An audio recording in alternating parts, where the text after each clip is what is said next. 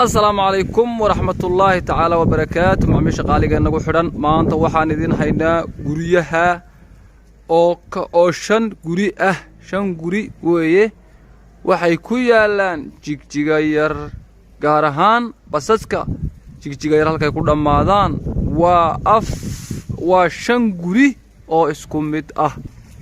shanta guri cabiradoodu wuxuu ka kooban yihiin 10 mitir iyo 24 mitir. guriyuhu waa 4 jiifa fadhigii iyo cuntadii iyo qolkii dibadda. suuliyadu waa 3 suuli oo midi dibadda yahay macmiil. dayrka 2 gaari ayaa galaya. waa 5 guri macmiisha qaaliga nagu xidhan. waa guryaha aad arkaysaan aadka u quruxda badan ma sha Allah waa guryaha aad arkaysaan aadka u quruxda badan ما شاء الله. guryaha aadka u quruxda badan 4 jiifa fadhigii iyo cuntadii qolkii dibadda deyrka oo 2 gaari galayaan cabirka oo 10 mitir iyo 24 mitir. guryuhuna waa 5 guri macmiil yaysan ka dhamaanin insha Allah taala ka faa'iideysi wacan. guryaha aan cabirkooda soo sheegnay ee 5 guri ah mid kamid ah ayaan insha Allah taala gudihiisa galaynaa. la socod wanaagsan insha Allah taala.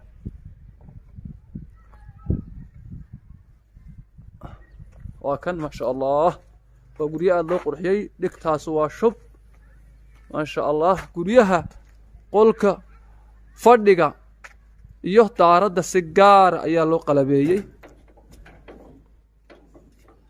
waa kan deyrkiisu aad ma sha Allah waasica.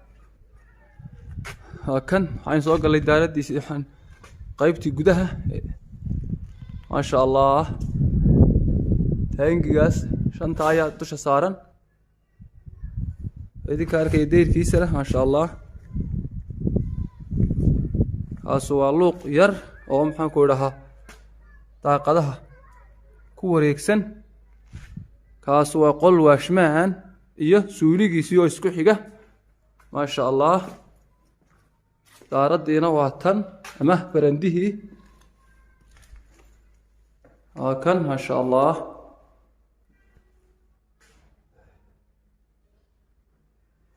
ما شاء الله لا socod wanaagsan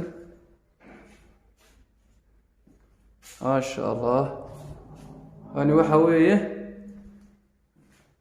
madbakhii iyo qaybtii dambe ee la dhiganayay alaabta ama raashinka. مطبخه ومرمر يبيهان ومرمر كما ما شاء الله وروح بدن iyo waa kan qaybtii yar dambe raashinka la dhiganayna ma sha Allah. guriga imika ayaa farta laga qaaday hadda ayaa farta laga qaaday. daaqada weyn ee dibadana uu leeyahay madbaxu hadda ayaa la soo meeray guriyaha imika la soo meeray insha Allah. نوع برنديه يرايا مطبخة والله سكير فريسان كرا كراسي لا دغان كرا مطبخة كسور جيده مطبخة marka soo baxda barandaha yar iyo معمل البابada gurigu waa turki waa kan waa albaab jaynaysa weyn haka ma sha Allah si gaar ayaa loo qalbaysan idin sheegayba fadhiga iyo qolka fadhiga iyo daaradaba sida arkaysaan jalaskii buu leeyahay ma sha Allah. kaas waa qol weyn ma sha Allah aad u weyn maxaa yeelay guryaha qolaalkiisu inay weynaadaan waxa ka qayb qaatay cabirka guriga oo aad u weyn wajahadana u fiican xagga dambana aad ugu dheer oo maxaan ku dhahay 24 mitir ah.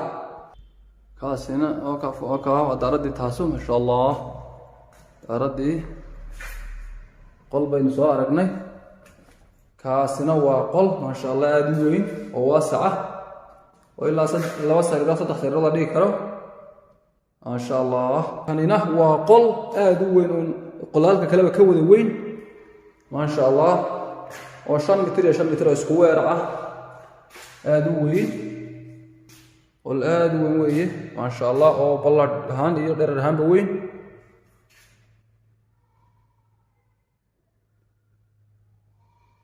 مرمر كادر كيسان محمد قرقي يلا مرمر كيف فعنا آد قوة وينه محني أنفق مجرين وكان ورددي بيني مكسواب قال الله وردده وسد حدا الباب كان الباب كاسو سوريجية كبردقية وكان ما شاء الله الباب كا قيبته وردده اللي قال أما قولك وردده تعالى ما شاء الله وقول آدمين وواسعة ما شاء الله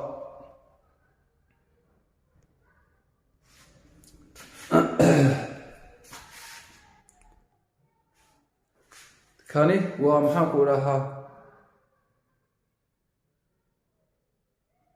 وكان ما شاء الله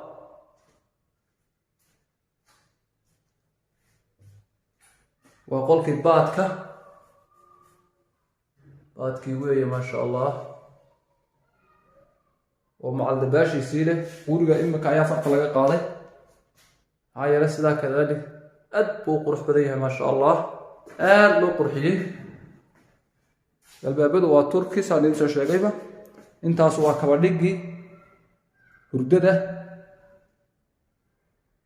kaba dhigeedi weeye hurdada maxaa yeelay saddex albaab ila albaabka iyo kan iyo maxaan ku dhakan hurdadiye waa hurdo aad u ballaaran saan idin soo sheegayba guriga qolaalkiisu aad u waaweyn yihiin hurdadu labada daaqadood ayay leedahay deyrkuna gurigu waa ka saa ugu wareegsan aad arkaysaan aad buu ma sha Allah hurdo weyn weeye gurigu waa qolkan oo hurdadiya kaas oo qol kale oo aad u weyna kaas oo qol dhaxdhaxaada oo ka yar qol weyn laakiin kaas uu ka yar yahay maxaan ku dhakaa koonaha Allah musta'an fadhigi oo ina wali arag noo dhiban daradiisa oo noocaasa iyo fadhiga maxaan ku dhahaa baadki maxaan ku dhahaa kii dadweynaha oo kana ma sha Allah